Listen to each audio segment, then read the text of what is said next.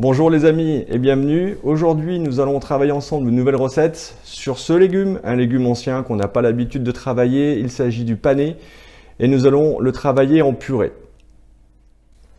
Pour la réalisation de cette recette, nous aurons besoin de 5 panais de ce type-là, 5-6. Nous aurons besoin également de crème, de lait, de noix de muscade, de sel et de poivre. Alors pour préparer cette recette, c'est très simple. On va d'abord commencer par éplucher le panais.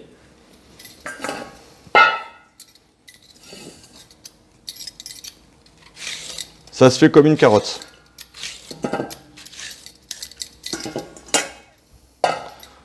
On débarrasse ensuite les extrémités.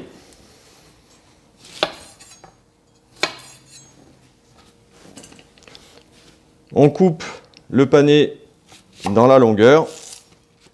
Encore une fois.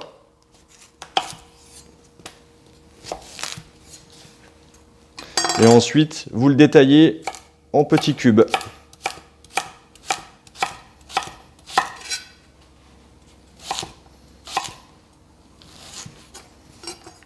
Et voilà.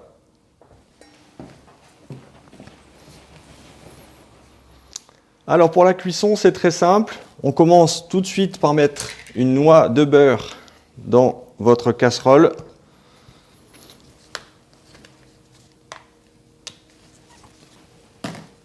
L'ajout de beurre va permettre en fait de faire ressortir les sucres et les arômes du panais. Une fois que le beurre est mousseux, on verse directement le panais et on va le faire revenir comme ça, on va dire à peu près 5-6 minutes sur feu moyen, plus, c'est-à-dire vers, si vous avez une plaque électrique, aux alentours de 7. L'idée, c'est de lui donner une belle coloration et surtout de faire ressortir l'ensemble des arômes. On va pouvoir saler, poivrer et noix de muscade.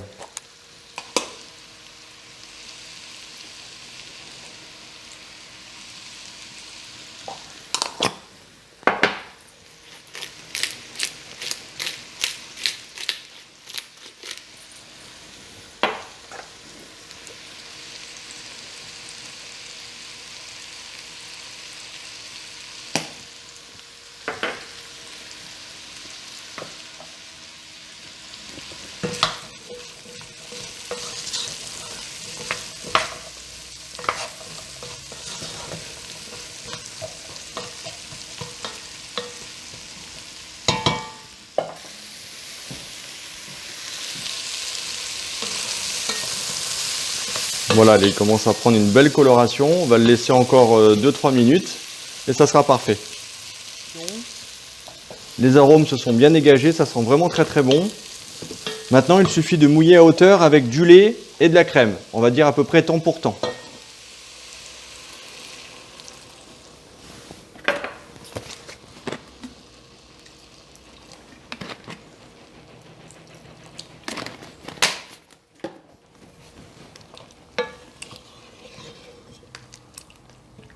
Donc en fonction de la consistance que vous souhaitez donner à votre purée, vous mettrez plus ou moins de crème ou de lait. Maintenant, il ne reste plus qu'à faire mijoter 30 minutes à couvert.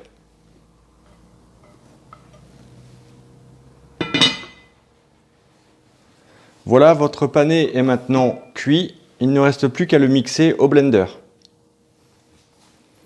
Alors il suffit de mettre tout simplement votre panais cuit dans un blender.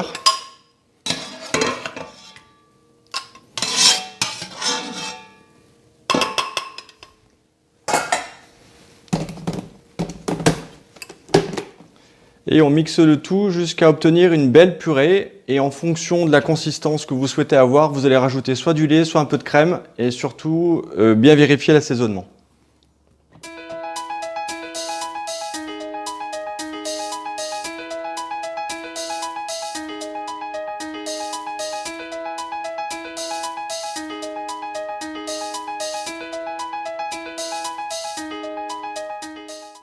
Voilà, votre purée est maintenant terminée.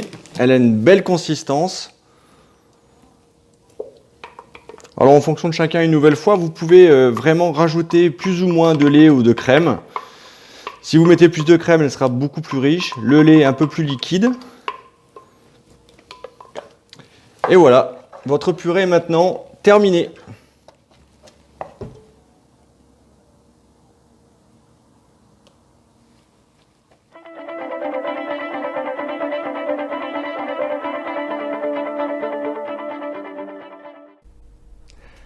Voilà les amis, cette recette est maintenant terminée. Je suis sûr que vous allez vous régaler. Cette purée va accompagner à merveille vos poissons et vos viandes.